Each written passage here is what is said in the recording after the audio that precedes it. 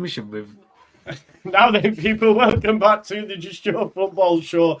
And welcome back to the channel. It seems like it's been an absolute age. Apologies for being late. I was on another stream, then I had to quickly run for a quick cup of tea. But we're back. We were going to do sort of like a player rating style video, but I feel like we do that a lot. So I've switched it up and thrown it on the lads at the last minute. I want you folks in the chat to get involved as well. What we're going to do is pick out a key moment of the season so far. That might be a player, could be a goal, could be a decision by Farke, anything you like. And then from there, we're then going to pick out maybe an area that we didn't like or room for improvement. And then we're going to have a look at specific individuals in the team that we feel will improve or really be the shining light between now and Christmas. Because obviously in the early parts of the season, Rutter's been amazing, great, what a player. We're now looking at that next batch because, of course, between now and Christmas, we may see Firpo return. We've got Jed Spence to come back in. Kamara's been doing well in the last two. Could we see more of Jaidon Anthony, etc.? So there's loads for us to get through. So please put that in the chat, who you feel. Please do smash a like on the video. Make sure you subscribe to all these great content creators. And without further ado, because I'm late, we'll just get straight into it. We'll pretend that we've said hello to everyone. I know everyone's doing great anyway. And Andrea, we'll start with you. How was last night, by the way? How did you get on? Was it all right? Oh, no. Yeah, all right. You know, the best team won. The best team won. Okay. England are going to win the Euros, aren't they, mate? England are going to win the Euros, exactly. Yeah. I think the best team won. We were good in the first half, but in the second half, you absolutely bottled us. And the substitution. Yes, the most spoken word yesterday in the second half weren't great. So fair result. You know, I'm not bothered honestly because the best team won, and it's fair. You know, the result was absolutely deserved by England. So best team won. Definitely. Yeah. So now that that's out of the way after that quick little rib in there, give me your best moment of the season so far. I know you haven't had much time to think over it. And we have said as well, chat as well, once one's being picked, no one's allowed to copy. We have to think of something fresh. So I'll start with you, Andrea. Let's go. Yeah, I'm going to start with a wild one. I want to be wild with this one. You said that it can either be a goal or a player or a move by Farke. I'm going to say a move by Farke, and I'm going to look at the last game. Switching Archie Gray to right back. Because honestly, I think that with Spence probably still out for a few weeks, that could be a game changer because we looked absolutely different on a wall level in the formation with Byram and Archie Gray. I think Gray can have a career there too. Of course, he played there for the England youth teams, but I think he was amazing, honestly, against Bell too. And I think that has the potential to be a game-changing adaptation,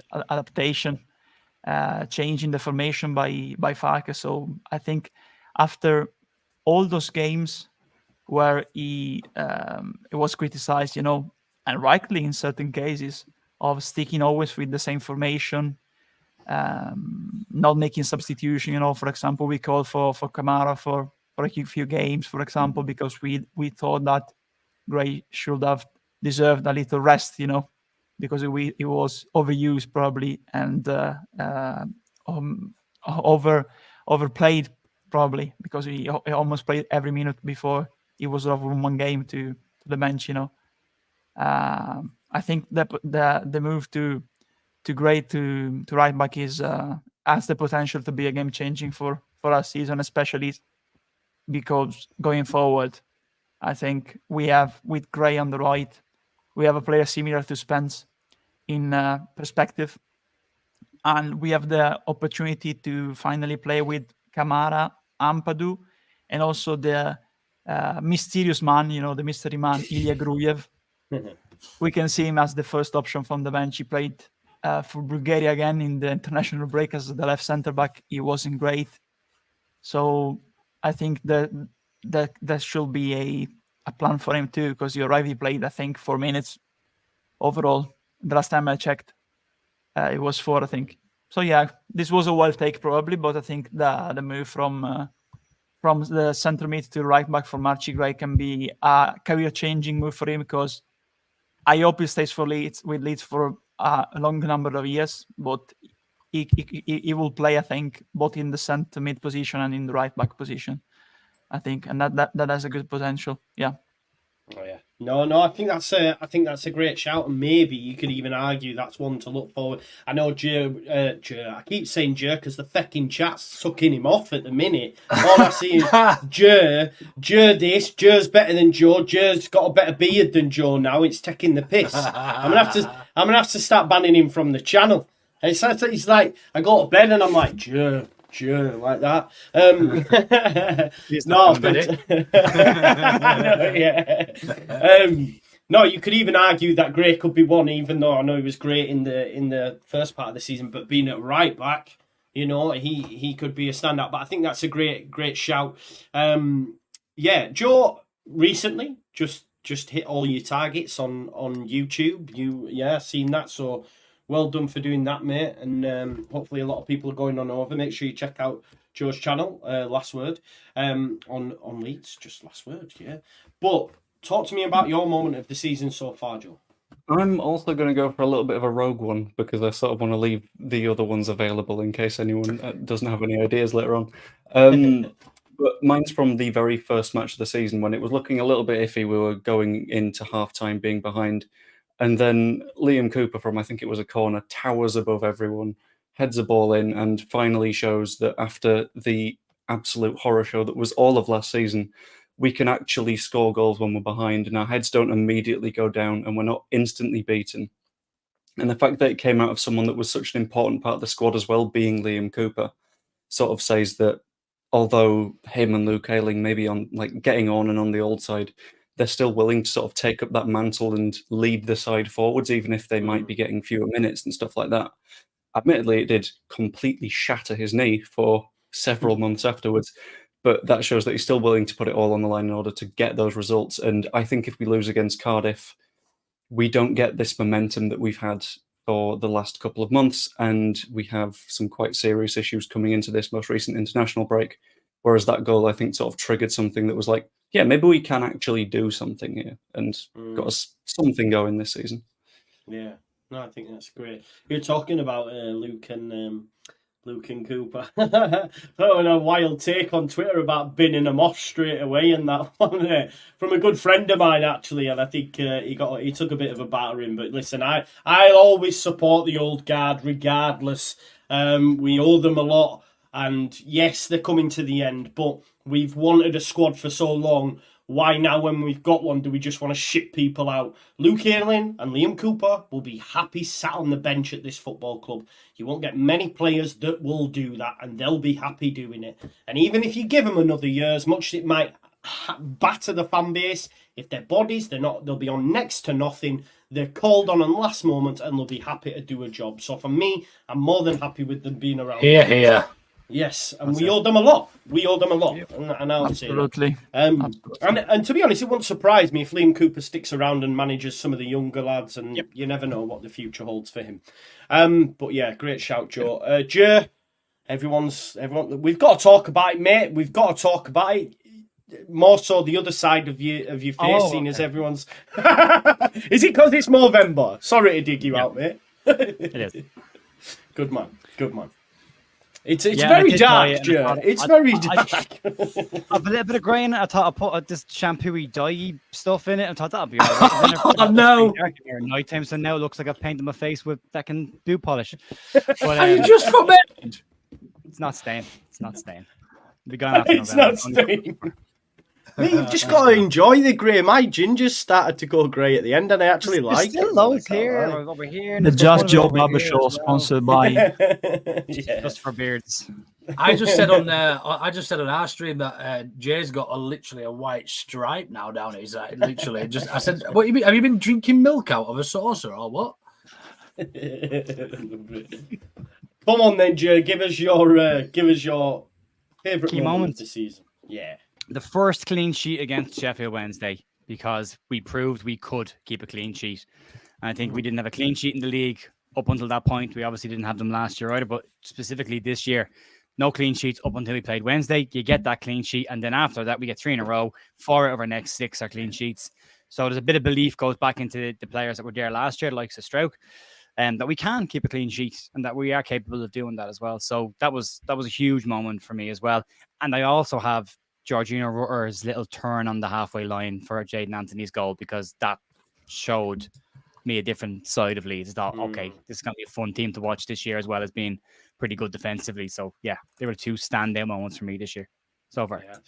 Yeah, I think that's a great shout, mate, as well. And do you know what? I took so much of a battering for celebrating that clean sheet. You folks in the chat know. We all did. Do you remember? We all got it. We all did. Oh, this is the standard of this football club, celebrating a clean sheet against the worst team in the league. Look at the state here and that. You know who you are in the chat as well. So look what's happened on the back of it.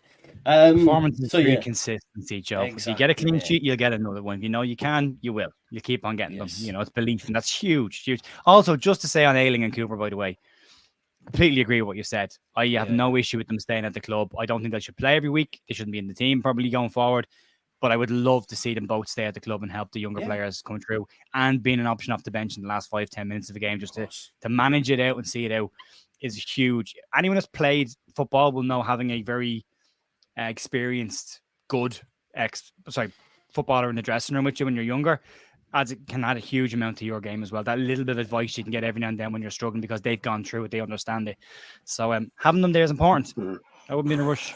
Might regret pushing it. Also, we demand loyalty from players, but with them, the ones that are loyal to us, we're really quick to bin them off. So it goes both ways. That's right. That's a great point. Come on then, Luke. I know I threw it on you. These had at least 5 minutes while I made a cup of tea. You literally didn't have any time at all to think of anything up. So what have you got for us, mate? Nah, well, I've been trying to relive memories of this season, and I'm struggling to find any, to be fair, because every game I've been to, I've been absolutely comatose. But I think the biggest one for me, and certainly the one that meant the most at the time for me, is, especially with everybody writing him off so early, based on last season, was Jorginho Rutter's goal at Ipswich. The way he just marauds through and coasts past 4 defenders and comfortably slots it into the bottom corner. Confidence, just to go what Ger says there about confidence, it breeds confidence, and that was the turning point for Jorginho Rutter and for Leeds fans with Jorginho Rutter, I think, as well. I think we now appreciate the level of player we've got. Look, he's not worth 35, 37 million or whatever we're due to pay plus add-ons, but including add-ons, but it's shown a snippet of why we've paid such an amount of money for him. When he was at Hoffenheim, he'd left there. He still got goal of the season. There's so much quality in the lad, and that was the best moment of the season so far, because it was needed within the game as well. It was an important game, and to go away and put 4 past a team that hadn't conceded 4 away, at home for, I think it was the best part of 12 months almost. It just felt that was the turning point within a game, but also his season, and potentially could have been. I know it's early to suggest, but in ours as well. Yeah, no, I agree. I think that's a great shout. Folks, I want you to put in the chat your favourite moment as well. We're going to flash a few up because we've got through that quicker than I expected, to be honest. So while I'm going through mine, put a few of yours in the chat and we'll have a chat about them. I think for me, just because I'm an emotional guy, it was the return of Sam Byram. I just was so happy because I think he took a bit of stick unnecessarily from certain fans, I think. Oh, there you go. He's got Byram on the back. I love that. I love that. Love again. Yeah, exactly. Same here. Can't leave again because I have an old one with his name on it as well. He's not allowed to leave again. I won't get over it twice. Now someone will say he's got a name on the back of the shirt. Always got a name on the back of the shirt. Always. So yeah, I like it. But yeah, Sam Byram. I don't think he's put a foot wrong. I can't think of a poor game he's had yet. He wins his one-on-ones. He's great in the air. He's scored a goal, for example. And then he poor Southampton. I think they all were though. Yeah, I think they all were. I mean, they all were, but fair play. Yeah. One game aside, I think you're right.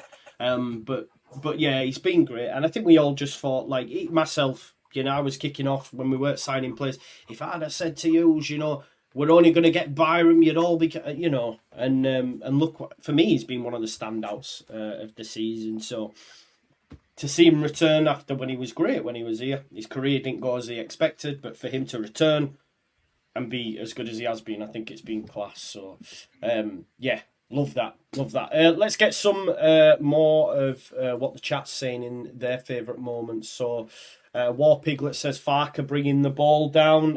James says Farker's mint touch, which was pretty special, to be fair. I was at a wedding on Saturday and there's a Borough fan there. We were chatting about Farker and he actually said to me, you know, when I seen you'd appointed Farker, I was like, oh, for God's sake. Because he said prior to that, he wasn't worried. And then I showed him the touch because he hadn't seen it and we were just saying how great it was. Danny Rumsey said key moment so far is Bamford being back. Andrew said taking our chances again. Leeds Hub says Dan James's goal versus Bristol City. I can't remember it. Love the pick. Little side Bamford redemption. Little side foot. I can't remember. The It one was- that Rudder crossed it. Kamara dropped the shoulder, ran around, played it into Rudder, crossed the box. Dan James came running in. Is this the Someone most goes, recent game we played? last as well? game, mate. Yeah, the last game. I'm like Luke, man. My memory's fried. Speak for yourself. I remember that one. I love that. Graham says his was all the turncoats leaving on loan. I was thinking about this earlier on. They're all going to fucking come back, aren't they? I think there's only Jack Harrison that's doing half decent. I think Rocker's apparently going on the bench for a couple. Well, I seen a report earlier he might be spending some time on the sidelines. I don't know if it's gone. There's two out. The Athletic, sorry, not the Athletic. YP have done one, and then someone else for Leeds Live did one. The Leeds Live one says he's having a disastrous loan and is really struggling, despite the fact that 2 weeks ago he was being mentioned by the Spanish media as getting a recall to the national side. And then the YEP one says how great a loan he's having and how he's absolutely tearing it up in Spain. So we'll go with the YEP, I think. Won't we? Yeah, I think that's probably- it's been decent, honestly. It's been okay. he was bad against Barcelona, but that was it. That was it. So sometimes I have to watch Betis play for work, and every time I've watched Mark Rocker play, I've been really annoyed because he's one of the best players on the pitch. Really? I've just thought, why didn't we get this version of you last season? And then I remember that Jesse Marsh existed. So. Every think time maybe- you get to forget, it comes back into the back of your head and reminds you. Come actually, let's just have a quick chat about Jack Harrison because I really like Jack, but then seeing his bitchy comments about when you've got fans that appreciate what you're doing and that, and I just thought, I don't come think on, he's Jack. bitchy, Joe. I just don't think he's clever. And that's being honest about it. you reckon? Remember the Newcastle thing as well? When they asked him about Newcastle being interested last year, he's like, Yeah. oh, I don't know. We have to wait and see what happens. Like, no, Jack, that's the wrong answer. The right Yeah. answer is, I don't know anything about this. You need to speak to the club. That's the right answer. I think he literally answers whatever question he gets asked without giving it any more thought than it is. I don't think there was a lot in that, if I'm being honest. I think he just meant it's great to be appreciated, but wasn't basing it on anything else. Meow. It just I is, never yeah, actually it was as the well. wording. That word, it's Yeah. been appreciated, but by fans that appreciate it, which I still don't want It's- them back, though. Let's be clear on no, that. no, I still don't absolutely want fucking not. No. No. And absolutely. do you know what? I feel a little bit vindicated seeing people like Rasmus and Aronson absolutely bomb because Dying that's what's of death. happening. It's really bad. But we're going to lose money on them. Probably we're going to have to just accept that fact. You know what? Unfortunately, When Joe, you made a video today about Anthony. Yes. Yeah. And we were talking about this possibility of Anthony not playing enough minutes, and living in January. And on WhatsApp, I said to Joe the other day, if we lose Anthony, they're gonna ship Aronson back to us in January one day. Hopefully not, honestly. Yeah. Listen, just on that Anthony thing as well, I was told some information. I don't know if you've caught it, but basically, apparently, some clubs have inquired with his agent about if there's a potential recall clause. I don't know whether there is because of the Cine thing and stuff. But ultimately, when you actually look at the minutes he's played, he's actually only played 4 more minutes at Leeds than he did at Bournemouth, and he only played 3 games for Bournemouth. So the amount of minutes he's playing, he's probably expecting to come in starting, which you can appreciate. He doesn't look like he's going to get there because James is smashing it. So I think maybe clubs are being a little bit savvy and saying, if this continues, by January, we'll take you if you want. So I think that's what's going on. And I have it on pretty reliable information, but we'll have to wait and see. So yeah, people say it's a non-story. It may well be. No one's reported it. I was just told it and just thought I would do a video on it. Vic Vinegar says, moment of the season, Farker's Ted fed to why he plays Rutter as a 9 and Pirro as a 10. It was quite good, actually, to be fair. Yeah, and I think we'll leave it there and talk about maybe issues or moments that weren't great or we could have improved on. Luke, you're looking sparingly. Shall I go somewhere else first? No, I've got one. Go. Yeah. Let's go then. So I think the worst part of the season for me was seeing. It's similar to somebody's positive, actually, seeing how these turncoats left and how willing they were and ready they were to leave. I think there was a lot of premeditation in a lot of the moves, but also I think more specifically holding the club to ransom and saying that they're going to, the rumours that they were going to take him to court and being desperate to be away from the club that we all love. It's not what you want to see, and it frustrated the hell out of me. It completely changed my opinion on a number of people and players that I thought would probably give it a go in the Championship for us. Some of our better players, I felt Sinisterra started the season pretty well for us. I didn't expect him. I expected him to go, but if it was to be, it would be for a handsome fee, and we'd get some money back on him. But for him to force a loan move into to of all places Bournemouth, and that goes for Tyler Adams as well. Threatening to take the club to court is a big no. And look, it's probably turned into a bit of a positive for us because you look at how they're getting on, and it's almost like, do you know what I mean? I couldn't give a shit how you get on anymore. But yeah, it was a bit of a kick in the teeth that the massive club that we all think that we love, that these players want to go play in front of 11,000 people every week at the bottom of the Premier League and probably get relegated. It's just a bit of a dent, really, I suppose. No, I agree. I think the Bournemouth one looked an exciting project, but actually Iriola's bombed. They haven't won a game of football. Cini's doing terrible. Adams is injured. So actually, yeah. Be careful what you wish for, isn't it? The grass isn't always greener. So, yeah, it was great. I think I heard Square Ball the other day and Michael said, hopefully with the Premier League money, we'll just put him in the reserves and just leave Cini to rot in the reserves for the rest of the season. Which I thought, yeah, that's a good shout. No, I think that's fair, mate. Ger, we'll come to you, mate. Couple of bits. Southampton. Yeah. Was a kick in the teeth because I thought we were making progress, and then you went, maybe not, and we were so poor. We were really, really poor in that game. And then similar to Luke, it was the threatening of legal action, but also Nanto going on strike because arguably we lost points in games because of that as well. Not just the fact that he wasn't available, but also the fact that he caused problems and players' heads were elsewhere. I mean, refusing to play as you get on the bus to go to Birmingham, isn't a great look, and it does distract players and it does take them off their game. So, luckily we got past it, but not a great look at all for the kid. But hopefully we'll see a happier version of him after international break, comes back after his injury as well, and maybe one that will try and interact with the fans a little bit more. I know he's been trying to get out of Dodge after games recently. He's trying to going straight down the tunnel, but I think he's been forgiven by the bulk, so it'd be nice to see him acknowledge that as well. But they were the two probably well. I didn't like us keeping the ball on the corner flag against QPR against 10 men either. That really that really got to you, didn't it? I remember. Really pissed me off. Yeah, I was like, what are we doing? Come on, be better than this. But in general, they would be kind of the standouts. So there's a lot happened in the first 2 months of the season. There's been a lot of. Can I nominate international breaks as well for just being a pain in the arse completely? November, mate. We've got another one in 4 weeks or something.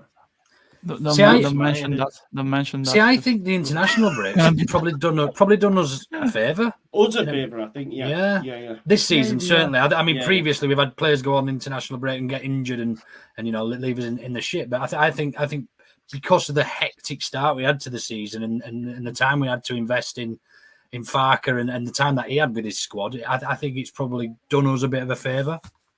But they are boring. They are shit. It's going to be interesting to see what Leicester do in January when they have to, 2 or 3 players, or maybe even 4 players that going off to the African Cup of Nations, and whether they go and recruit for players for them or whether they just sit it out. And I think it was said, Lockie said it last week, they're going to miss 10 games. That's a hell of a chunk of the season to miss. Yeah. Ian, so that could change things. And Didi, I think, off the top of my head. Daka as well. I don't think Daka's playing at the minute, though, is he? But he's a squad option, I guess, isn't he? So, player Daka. From now on, the words international break North Macedonia and Ukraine and Stephen Kenny are banned because Stephen Kenny. they are painful, you know.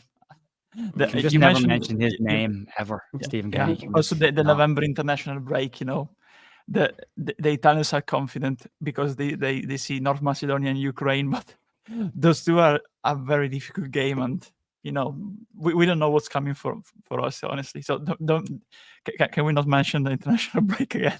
I'm afraid of Gibraltar at this stage.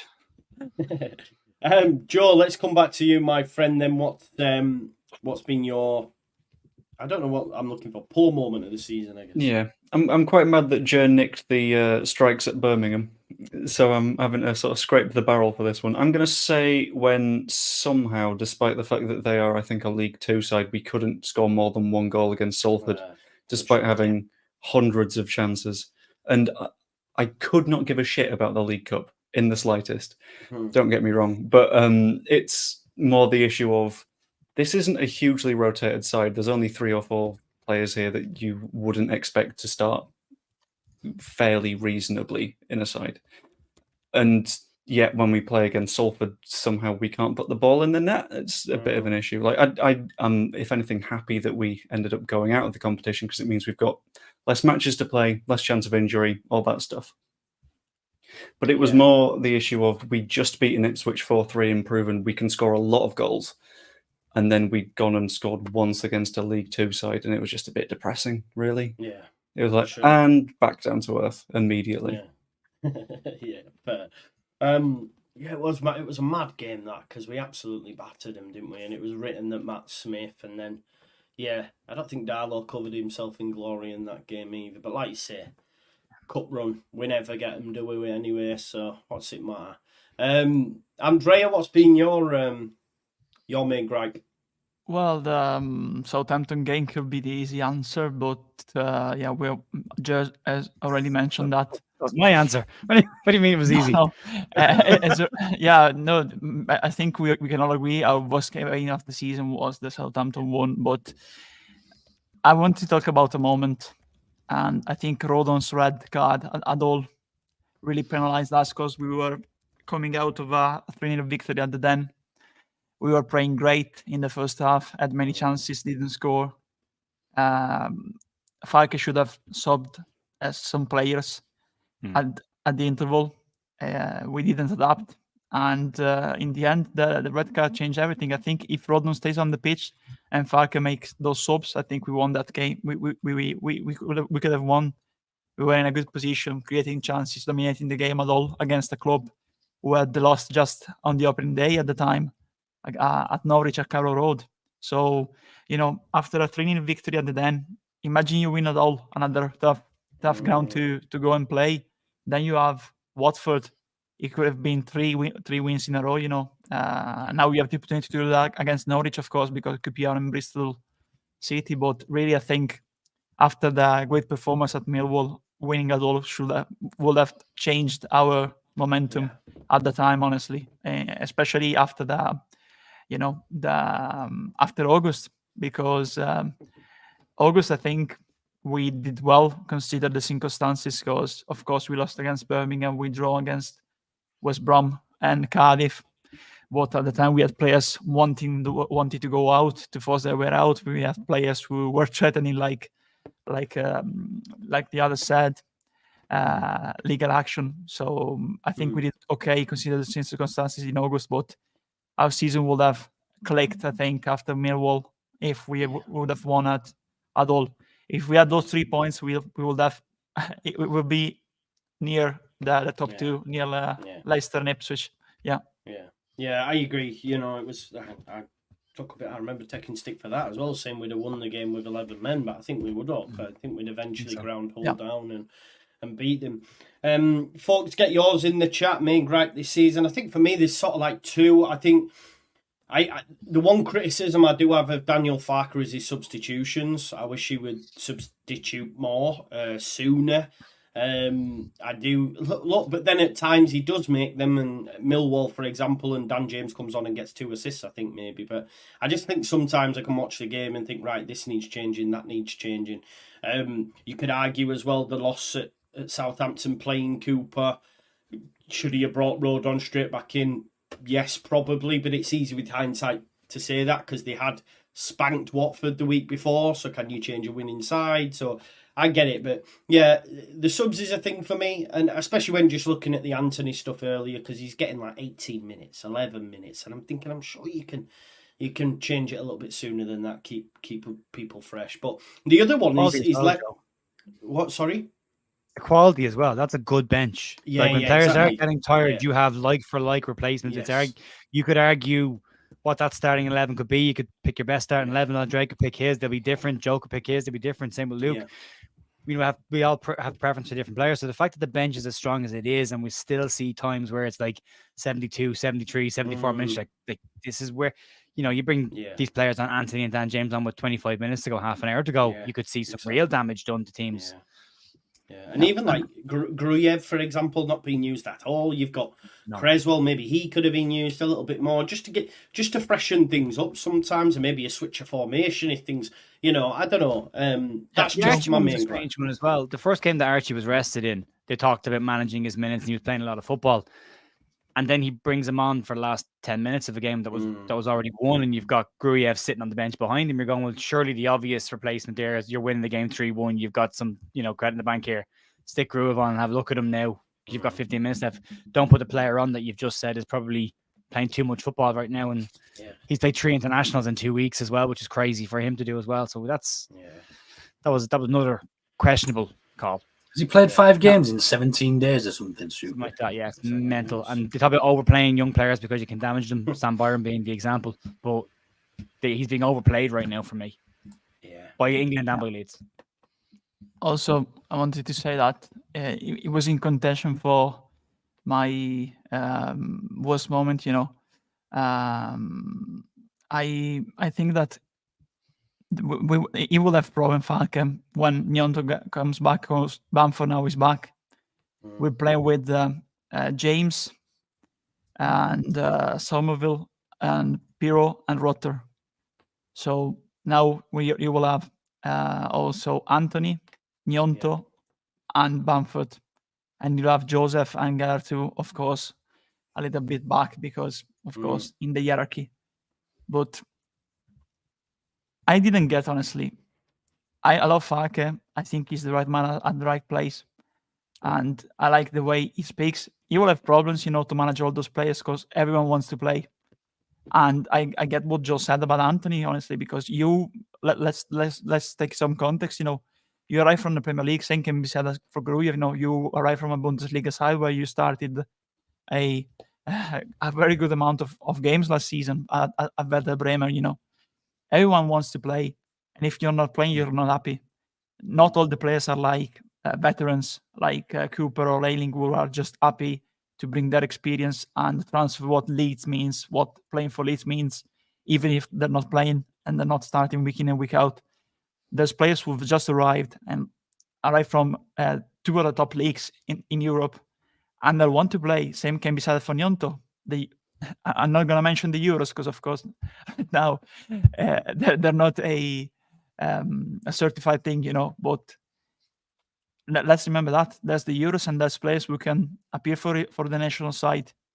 For example, Cooper, there's Scotland, and he will have problems for me with Nyonto and Bamford coming back because right now we can only play with Pirot and Rotter up front. Pirot doesn't stretch the team. He doesn't press.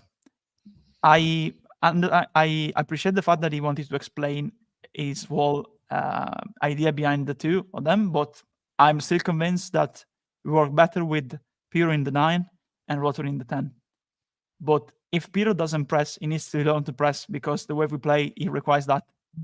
Bamford, when he's totally fit, he presses better. The opposition defenders. So right now, I think even if you look at the last game, it was better because Pirot stayed more near the opposition area. He didn't go back to get the ball. That's what I want to see because that's what a number 9 does. When he scores, he was outside of the box, but near the area. He wasn't going back near the halfway line to get the ball and playing the 10. Rotter is the 10. He can be not an additional 10, of course, because we don't have one, but can be an all-around player roaming around. And that's what I wanted to see. I'm still convinced that we will work better with the Piro in the 9 and Rutter in the 10. Yeah. No, yeah, I think you're right in saying there he's going to have to do something about minutes for some of these players because we've now got even more options coming back.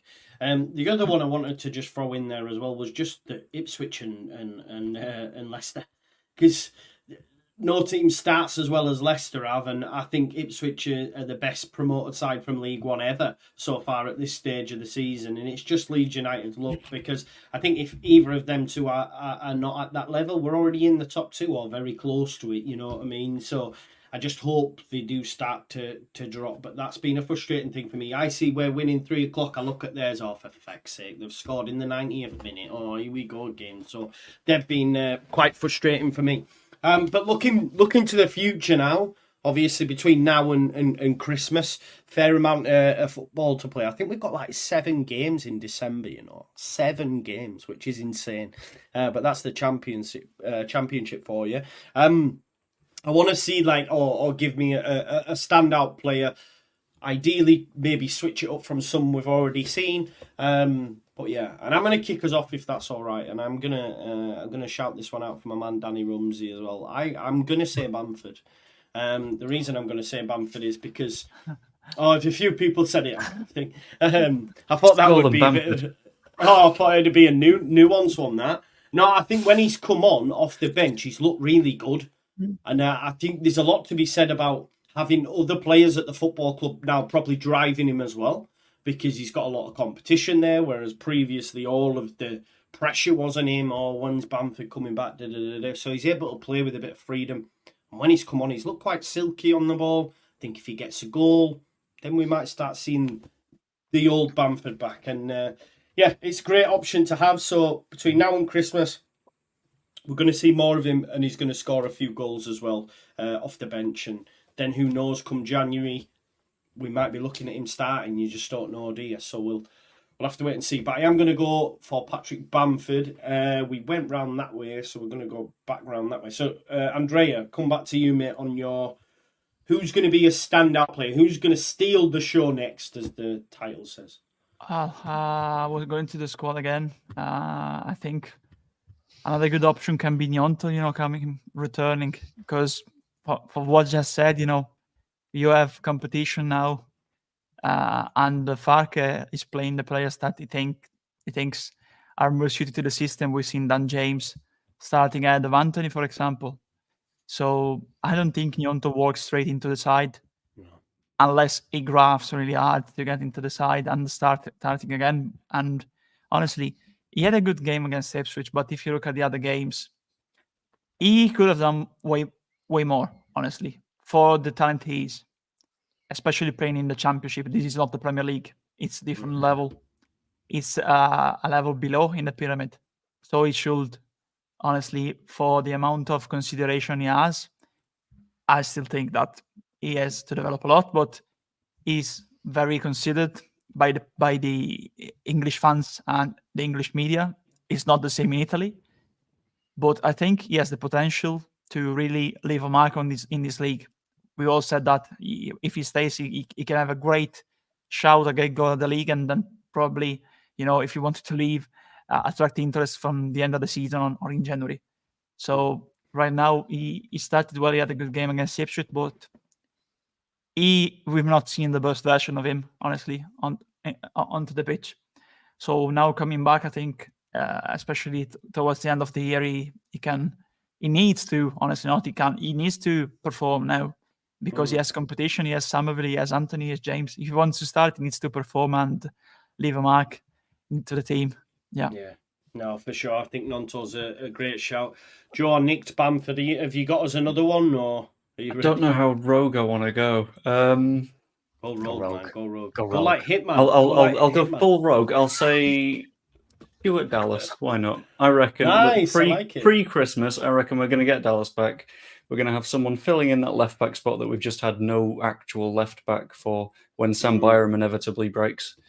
And Dallas is going to score 4 or 5 before Christmas. Why not? I'll go for it. I like it, mate. I like it. Dallas is a good shout. Be great to see him back as well. I think Smarty's been saying in the comments as well about this old guard, potentially coming to the end of their tenure, and it would be nice to see Dallas get some games in and then say bye-bye, and Cooper and Ayling and co. And you might be looking at like a future trio manager. Can you imagine them three in the dugout? It'd be all right, wouldn't it? Ger, come on then. Who's your star to shine between now and Christmas? I think it'd be Jed Spence, assuming he gets back on time. They said they hope to have him back after international break. Now they're saying possibly early November. Right? Yeah. I'd like to hear that. But we'll find out more from Farke this week, I'm sure. But I am just looking forward to seeing Jed Spence bombing down the right hand side, barreling through players. In the brief cameo we saw of him, I think that would be. I think that settles us down completely. Then I think we've got our back line, pretty much settled. Then I'd be very happy to see that. And what he gives us going forward as well. I think he's been. I think he has the potential to be a really important player for Leeds, and especially a big impact player. I can see him getting the fans off their arses as well, because I can see him, being a bit exciting and bombing forward again. So yeah, looking forward to seeing it. Yeah, same. And Luke. Right, I don't think there's anybody left in the squad, is there? No, I just want to start with. I probably, if I was asked first, I'd probably agree with you, Joe. I think with Bamford, I literally just came off our stream a moment ago, saying for 25-30 minutes a game, a 75% Patrick Bamford has a lot to offer the Championship. And if we can get exactly what Andrea said in terms of his pressing, he offers completely different option in terms of what we've currently got. Completely different. Look, he's not clinical. Look, although I did check his stats, he has scored 1 in 3 for us across all leagues as an average, a roundabout. So he's not actually that bad. But yeah, I think the only one for me that's not really been mentioned or floated about is, and I'll get shot down for this probably, but he's actually having a natural left back. I'm not saying that Sam Byram is going to be dropped, because I think he's been a revelation since we've signed him. But having an option in Junior Firpo, I think the style of football we play, and the possession-based stuff is right up Junior Firpo's street. You look at him when he was at, was it Betis, I think, and he was in a side that played not too dissimilarly to how we're setting up. And Barcelona certainly saw a player in there, and we've seen flashes of how good he can be. I think the Championship is a step down from how good he can be. It's just getting him back to that level where we can expect him. He's never going to be the best defender one-on-one in the world, like you've got with Sam Byram. But going forward, he's certainly a good option, certainly off the bench, and as a backup to even Byram. And Byram's not going to play 46 games this season. He's just not. So having a natural left back to be able to fill in could be the difference between promotion and not being promoted this year for me. Yeah. No, I think that's fair. What I do want to do, actually, while we're talking about Firpo, I just want to shout out. Let me just see the guy's name. He sent me an email on Junior Firpo. It doesn't give his name. If he's watching, you'll know who you are. But he discovered an article that was done in DAZN when he first signed for Leeds United. And obviously, I've gone with this sort of like narrative that I'm not convinced Junior wants to play and wants to put it in. I guess I'm questioning his character a little bit. I don't know the guy. So, I just feel sometimes that some players get used to being in the treatment table, right? And anyway, this guy sent us this article. And basically, he'd said at the time, my challenge is to fall in love with football again. All I want to do is have fun, but I'm not a real football fan. I'm not passionate about football. I don't watch football. I prefer to do many other things than watch football. I spend my life playing, but because I'm very competitive, but then I don't like to see it, I get bored. What worries me most is the cold. I'm very cold. Nowadays, everyone is in shorts and I'm already in a sweatshirt. And I think I'm going to have a very bad time, especially playing because my feet are freezing.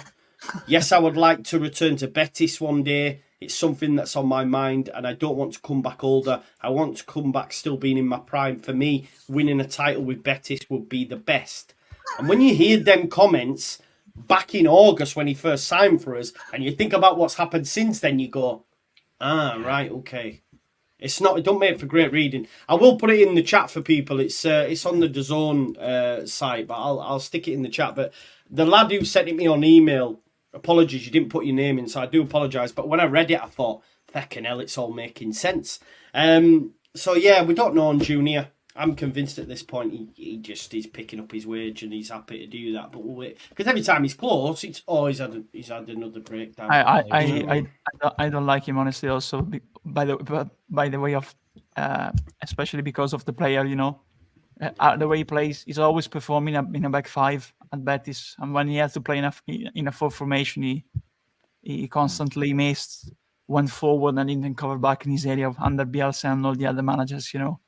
I don't think he has fit in, probably, especially in those words, you need to embrace of course, what would you expect from Leeds? It's in the north of England, there's no sea, and there's the Yorkshire Moors, the shores. I honestly don't guess why he's saying that, you're going from Sevilla in Andalusia, where it's hot every time of the year, and it's also cold because you're near the Sierra Nevada in Spain in the winter. Then moving to Barcelona with the sea, then moving in the north of England. What do you expect? You should have moved to Blackpool if you wanted to see the sea. Yeah. What's his excuse for Barcelona then? Because he went there before us and he was crack garbage there as well. So what's his excuse? Yeah. I think there's a very good attacking wing back in him, but he is to Andrea's point, he is a wing back.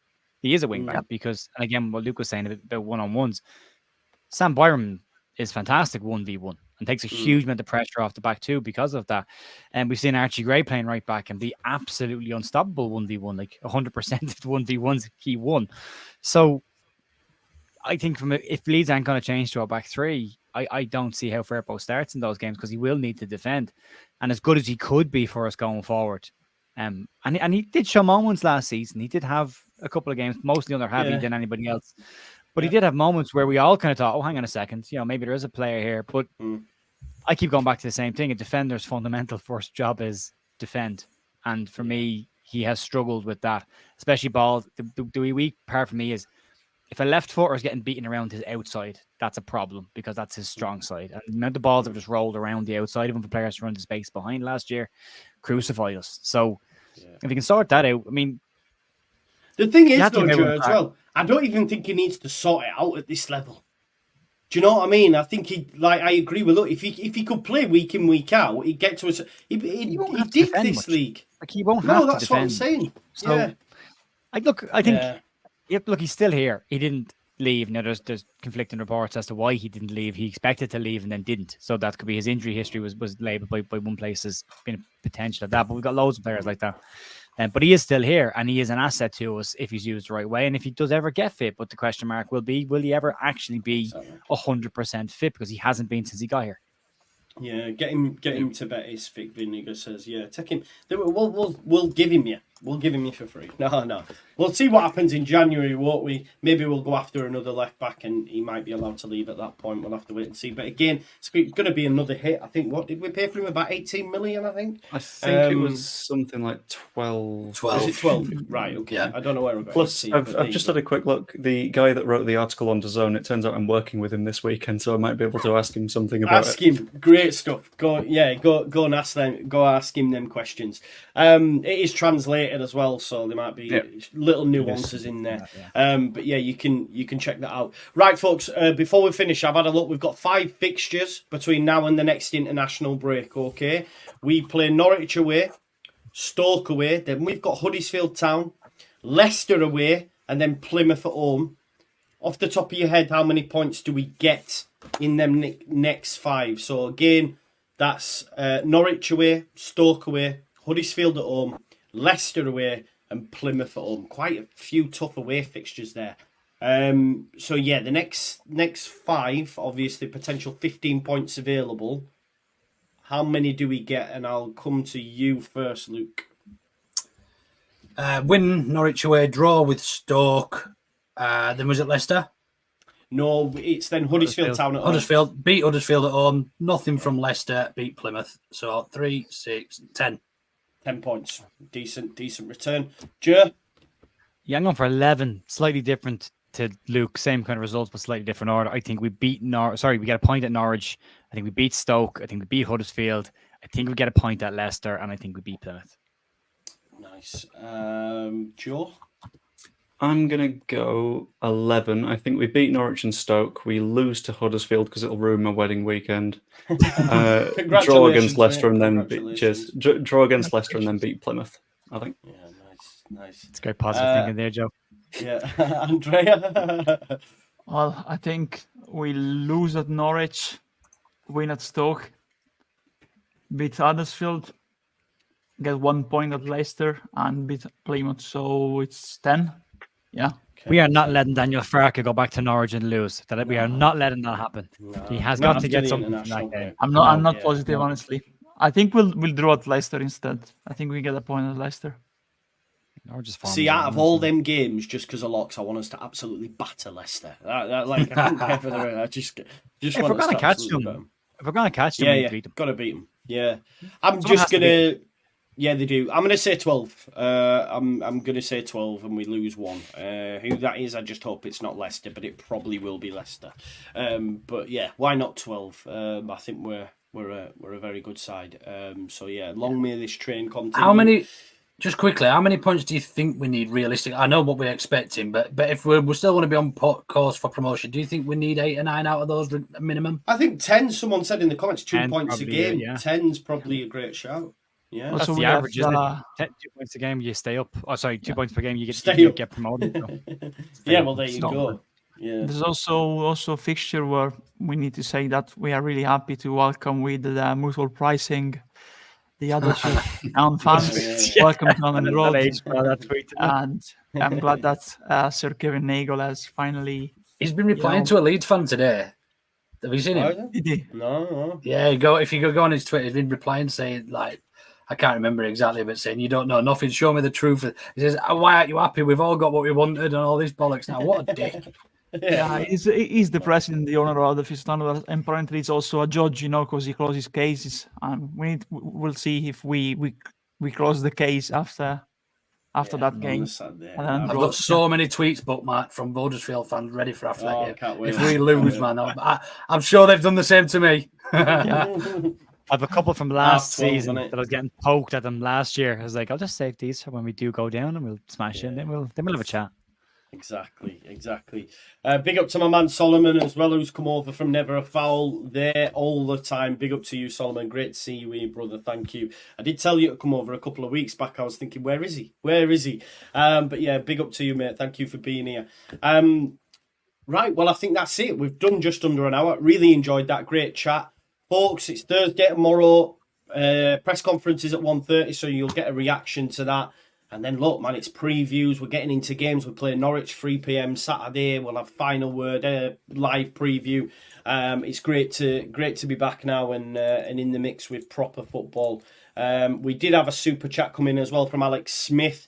Big up Luke for reminding me. He said, "When do we start to get rid of the old guard?" Does anyone want to take it? I think it depends on what happens at the end of this season, where we are next season. I think you do it gradually. I think you can and that's the way most clubs treat their kind of older players that have been with them for a long time. You phase them out gradually. You let them sit on the bench now and come on when we need it. Next season, probably less and less. You're looking at extensions on contracts. I think the decision on Cooper's probably already made. I think Coops would like to stay involved with the club, but he said it last year that his starting days are probably behind him every week. Luke is only 32. Well, Cooper's a bit younger, but Cooper's taking a bit more of a beating than Ayling. Ayling's only 32. He could probably, I think the decision will be with him whether he decides he wants to drop down a level. But apparently he's very, very settled in Leeds and his family want to stay in Leeds. So he could go around Yorkshire and play for other clubs there, or he could finish his career at Leeds. I'd like to see them stick out with Leeds and finish, but I think you phase them out gradually and you just eventually they're part of the squad. Yeah. I think Luke, go on, Andrew. I think they always are at Leeds, honestly. I think they will retire at Leeds because honestly, they have done their career. They had their opportunity, their shot at the Premier League. They know they won't get another Premier League move. And honestly, if you look at the Championship sides, probably they will get a move to a mid lower Championship side if they want to start week in, week out.